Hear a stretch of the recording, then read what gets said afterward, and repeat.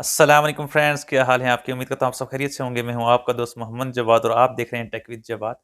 तो फ्रेंड्स, आज मैं जो आपको बात बताने जा रहा हूँ, अगर आप लोग उस पे अमल करते हैं तो यूट्यूब के ऊपर कामयाब होना आपके लिए कोई मुश्किल काम नहीं है।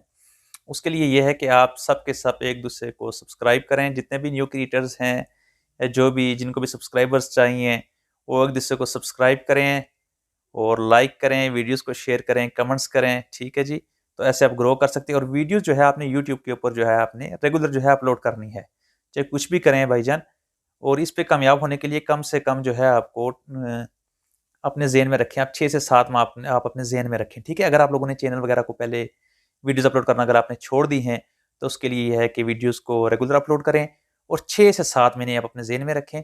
6 से 7 महीने आप इसके ऊपर मेहनत करके देखें, इंशाल्लाह जी भाईजान आप कामयाब होंगे, परेशान होने की ज़रूरत नहीं है। बहुत से यूट्यूबर्स जो कामयाब हुए हैं, वो भी ऐसे ही हुए हैं। तो अपनी मेहनत को जारी